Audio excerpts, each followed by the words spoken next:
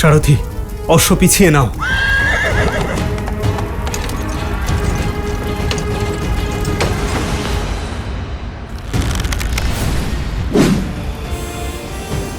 श्रीराम श्रीराम राम राम श्रीराम।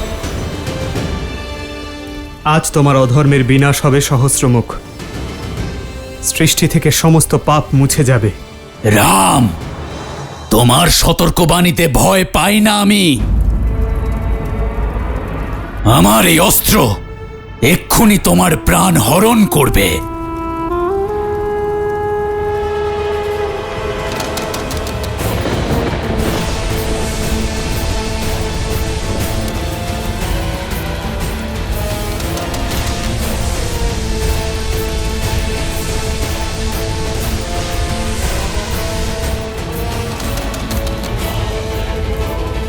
মৃত্যু লাভের জন্য প্রস্তুত হও রাম।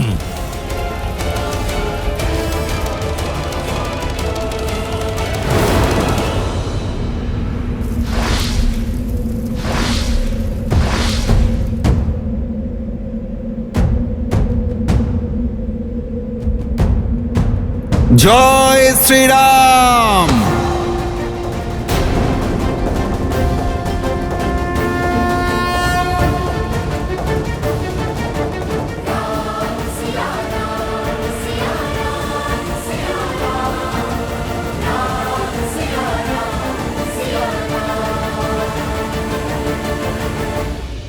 সীতা,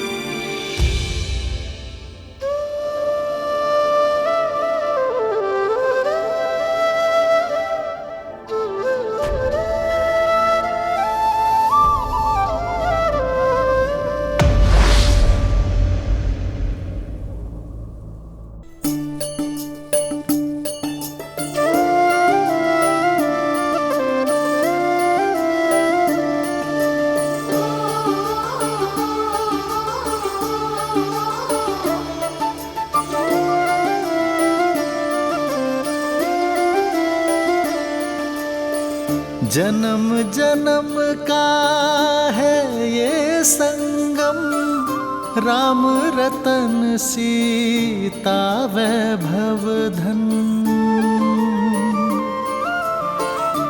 एक है पौरुष एक समर्पण, एक है रूप तो दूजा दर्पण।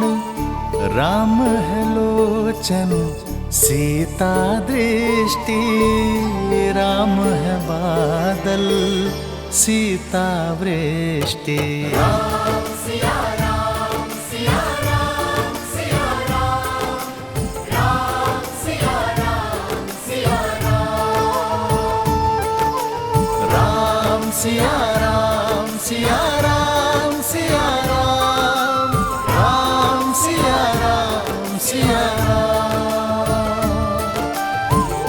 सीता को रखते हृदय रघुराई, पूर्ण राम को करने आई। सीता करती उनकी पूजा, কিন্তু আমার সম্পূর্ণ বিশ্বাস আমাদের উদ্দেশ্য শুভ, তাই নিয়তি আমাদের মিলন আবার অবশ্যই করবেন। আমাদের দুজনের ভাবনা একই আর্য, তাই আমরা দুজনের থেকে দূরে চলে গেলেও আমাদের মিলন কেউ আটকাতে পারবে না। যখন রাম রাজ্য আবার রাম সীতাকে একসঙ্গে দেখবে,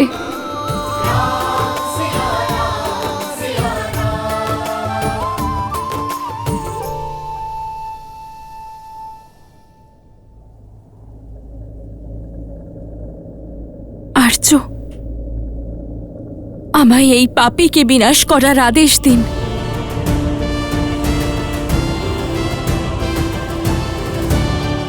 সীতা, তুমি ভাববেন না প্রভু, মাতাকে আজ্ঞা দিন।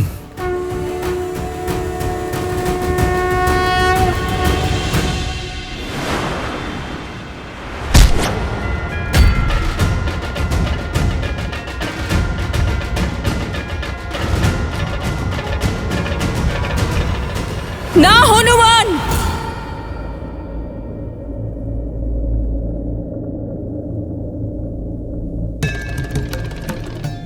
আমি তোমায় অভিশাপ দিচ্ছি। আর যে মা লক্ষ্মীর তপস্যায় তুমি বিঘ্ন ঘটিয়েছ, একদিন তারই রূপ তোমার বিনাশ করবে সহস্রমুখ। যার বিনাশ আসন্ন, তাকে বন্ধনে বন্দী করার কোনো প্রয়োজন নেই। ছেড়ে দাও ওকে।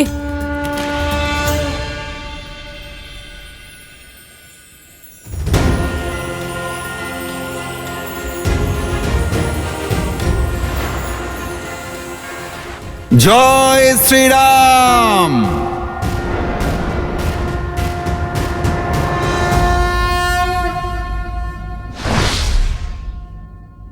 এই দুষ্ট এক নারীর বিরুদ্ধে কুবিচার আর লোক সমাজে অপবাদের অগ্নি জ্বালিয়েছিল। যাকে ও দংশন করেছে, সেই এবার ওকে দণ্ড দেবে। কিন্তু মাতা,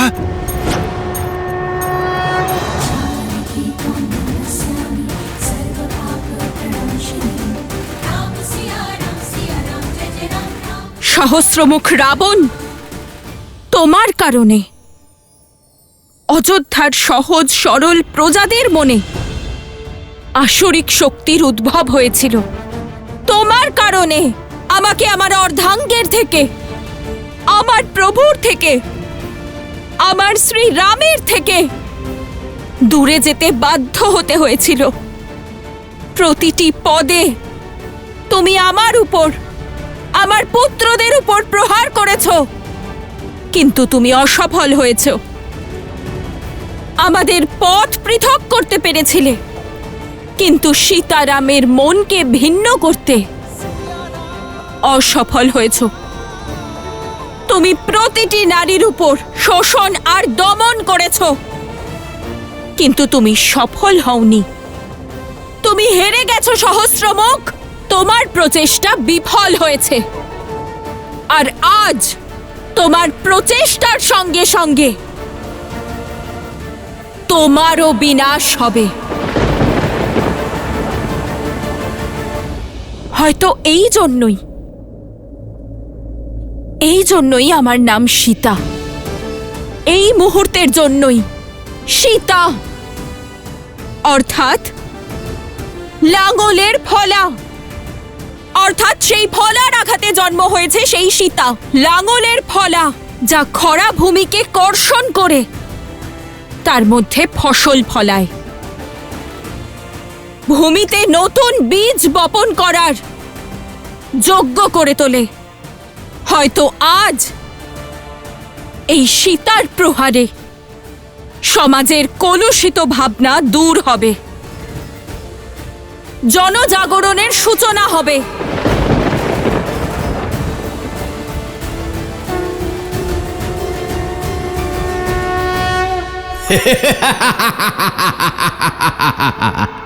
অদ্ভুত, অদ্ভুত এই মুহূর্ত, এই সময়, এই কাল। কারণ আজ সহস্রমুখ রাবণ ব্রহ্মদেবের বরকেও মিথ্যা প্রমাণিত করবে। আজ বিনাশ কে কার করবে, তার সাক্ষী এই সংসার থাকবে। ভূমি থেকে উৎপন্ন সীতাকে পুনরায় ভূমিতে পুঁতে ফেলবো আমি।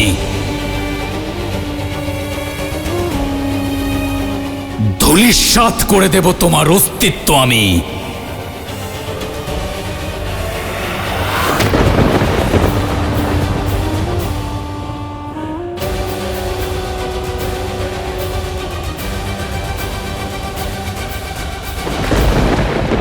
প্রভু মাতা সংকটে রয়েছেন। মন থেকে যখন সব ভয়, সব সন্দেহ দূর করে নারী তার সংকটের সম্মুখীন হয়, তখন কোনো শক্তি তাকে পরাজিত করতে পারে না হনুমান। আজ সীতা জনক কন্যা নয়, সে ভূমি নন্দিনী, সে রাম সঙ্গিনী নয়, সে পাপ নাশিনী। যে নারী শীতল এবং পবিত্র, তাকে বারবার প্রতারণা করলে সে ভয়াবহ ঝড়ও হতে পারে। হে মাতা গৌরী, আমাকে শক্তি দিন মাতা গৌরী। যে নারী শান্ত নদীর মতো, সে প্রলয় রূপ ধারণ করে সমস্ত পাপকে ভাসিয়েও নিয়ে যেতে পারে। যে নারী কুল এগিয়ে নিয়ে যায়, সে নারী সংহারও করতে পারে।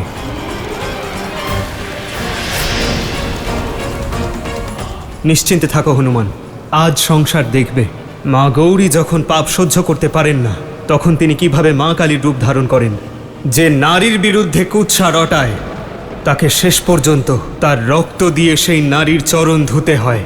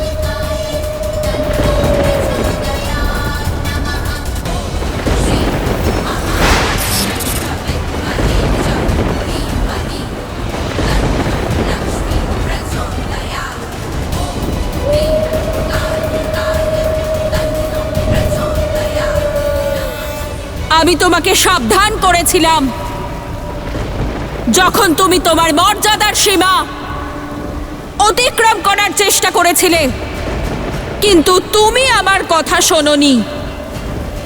আজ তোমার সংহারের সঙ্গে অধর্মের সেই অন্তিম অস্ত্রেরও সংহার হবে, যা ব্যক্তির ভাবনাকে কলুষিত করার প্রচেষ্টা করে। তোমার মৃত্যু আগামী কয়েক যুগ ধরে উদাহরণ হয়ে থাকবে, সংসারকে শেখাবে যে ভক্তি যদি অপাত্রে হয়, তাহলে রাবণ আর তার ভাই সহস্রমুখের রূপ নিয়ে নেয়।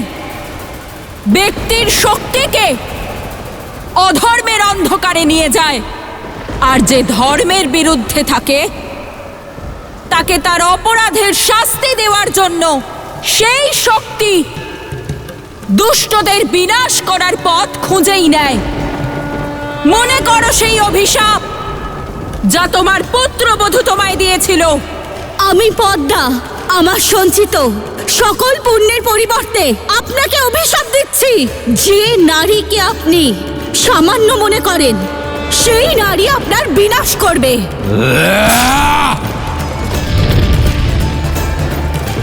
ব্রহ্মদেবের থেকে বর তো পেয়ে গিয়েছিলে দুষ্ট, কিন্তু নারীর থেকে সুরক্ষার বরদান তুমি পাওনি। নিজের অহংকারে নারীকে সর্বদা তুচ্ছ মনে করেছ, আর আজ নারীর এই রূপ তোমার সংহার করবে। মৌন, মিথ্যা আস্ফালনের দ্বারা আমাকে ভয় দেখাতে চাও? মূর্খ তুমি, মূর্খ। সহস্রমুখ কারোর ভয়ে ভীত হয় না, কারণ যুদ্ধভূমিতে ভয় পাওয়ার অর্থ হলো মৃত্যু। আর আজ যদি আমার কাল এসে উপস্থিত হয়, তাহলে আমি সেই কালেরও সংহার করব, তাকে সমাপ্ত করব, আর না হলে নিজে সমাপ্ত হয়ে যাব। কিন্তু তোমাকে কিছুতেই ভয় পাবো না।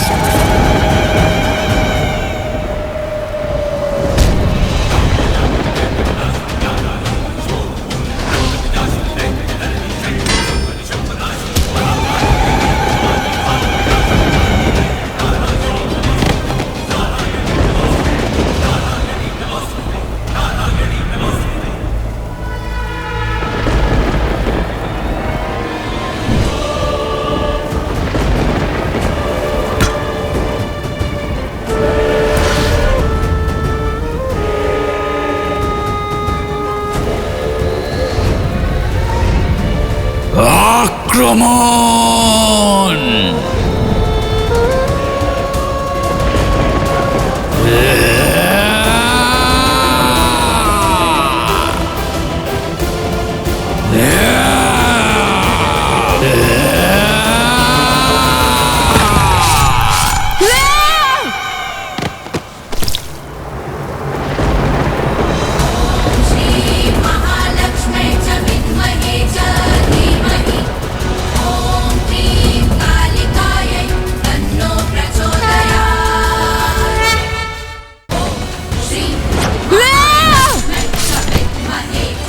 না, তুমি আমার বিনাশ করতে পারবে না। আমার বিনাশ সম্ভব নয়।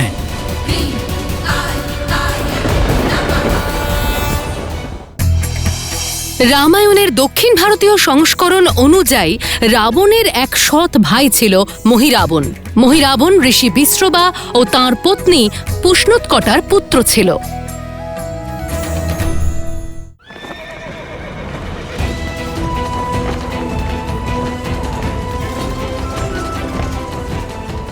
এই প্রকৃতি কোন প্রলয়ের আভাস দিচ্ছে?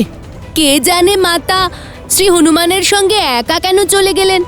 চিন্তা করো না লবকুশ, বৌঠান নিশ্চয়ই সুরক্ষিত আছেন।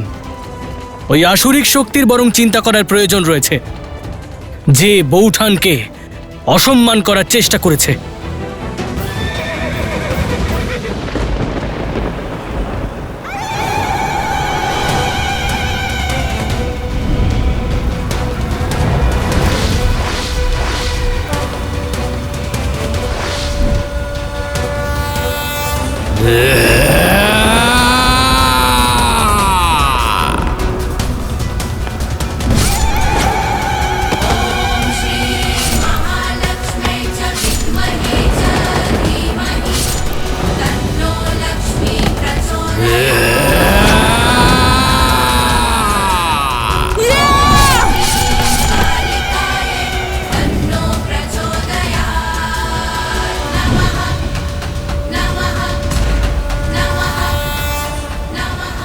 না, তুমি আমার বিনাশ করতে পারবে না। আমার বিনাশ সম্ভব নয়, এ অসম্ভব।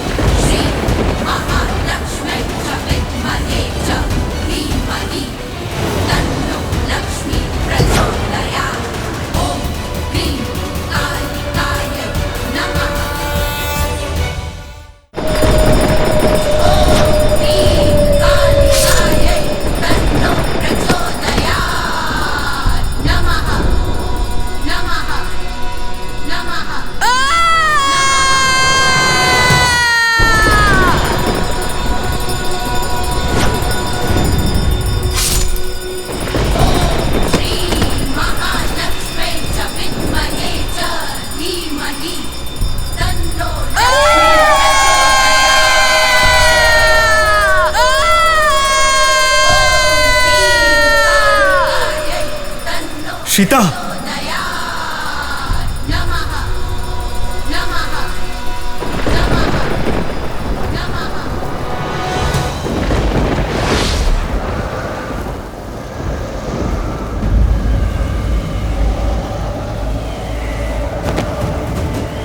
সীতা, सिया राम सिया